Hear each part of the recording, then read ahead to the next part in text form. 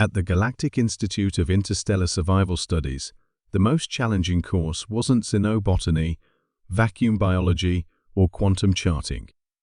It was ENV 302, Applied Field Survival, taught by the infamous Professor Vercool of the Vornex race. Tall, plated, and absolutely humorless, Vercool had served on 72 expeditionary missions across hostile worlds. His course had a 60% failure rate. He liked it that way. On the morning of the midterm practical, Vercool stood before a group of 60 students from 22 different species. The training ground stretched across a simulated alien landscape, complete with sandstorms, fluctuating gravity, and limited atmospheric shielding. "This test," Vercool began, his voice like gravel grinding in vacuum, "will assess your real-world application of shelter-building techniques. Materials are randomized. Time limit, 1 standard hour." He paused, scanning the group with his segmented eyes. Failure to construct a habitable Class II shelter will result in immediate dismissal from this program.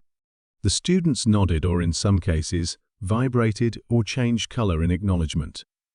One student stood quietly in the back, adjusting the straps of a simple toolkit. She was Terran, human, the only one in the class. Cadet Riley Morgan.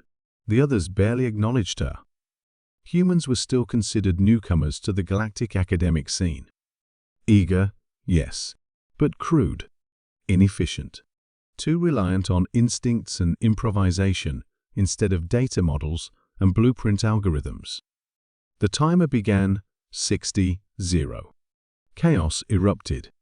Vercool watched, satisfied, as each team scattered across the terrain. The Glorvix duo began calculating wind vectors. A Sirix student unfurled a tent mass fabric based on tension field resonance. The Haltari dragged modular slabs with anti-grav tethers, forming a hexagonal base. But Riley? She didn't calculate anything. She didn't unroll alien tech or scan wind speeds. She ran, straight to the nearest supply crate. Inside, alloy rods, polymer sheets, heat pads, a kinetic drill, and rations. She grinned. 55-42. She cleared a patch of ground. Flat, dry, wind-sheltered. Instinct and experience guided her. She'd spent summers building makeshift forts out of debris back on Earth, and 2 winters helping her father rebuild storm shelters after cyclones in New Texas. She dug anchor holes with the drill, reinforced the frame with alloy rods, snapped together the polymer sheets at precise angles using tension locks. Heat pads went inside, sealed under the outer flap. Air vents check. Emergency beacon slot check. Sealed door done. 50-23. She stepped back. Complete. The shelter stood solid, low profile, angled perfectly against wind direction, and insulated for temperatures down to 80 Celsius. A textbook Class II structure. Her peers were barely halfway through their calculations. Riley dusted off her hands, activated the auto-seal, and walked over to sit on a nearby rock. Professor Vercool, who'd been monitoring progress via drone, noticed the signal. Shelter, ID Terran Unit 7. Status, fully functional. Verified Class II rating. He turned, mandibles clicking in disbelief. "Human Cadet Morgan, what are you doing?" She looked up, calm. "Waiting for the others to finish, sir." The class went silent.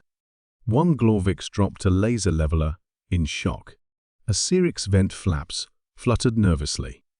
"Repeat that," Vercool growled. "I'm done, Professor." Vercool stormed over, towering over her shelter like a mountain with legs. He scanned every seam, tested the locks, measured insulation integrity. Then, with a huff, he stepped back. "This meets all parameters." Murmurs spread across the field.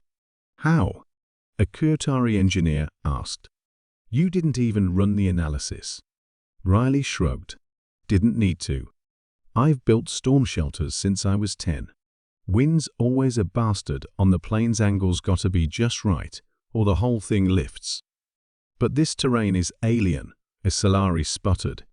Physics is still physics, she said, standing. Doesn't matter what planet you're on, gravity, wind, load bearing, thermal loss, they all play by the same rules. You just have to listen. Verkul stared at her, unblinking. You improvised. Yes, sir. You did not model. No, sir. You used your experience. She nodded. And a bit of duct tape. The silence that followed was almost spiritual. For the rest of the hour, students scrambled in quiet panic to match her efficiency. Verkul remained still, processing what had just occurred. When the final timer beeped, only 19 shelters passed the test. Only one was finished in under 10 minutes. As the students gathered at the briefing station, Verkul addressed them. In the long history of this institution, I have witnessed excellence, precision, perfection. He turned toward Riley. But rarely have I witnessed instinct weaponized with such effectiveness. Riley gave a polite nod. Verkul's mandibles twitched in what might have been respect. Human Cadet Morgan.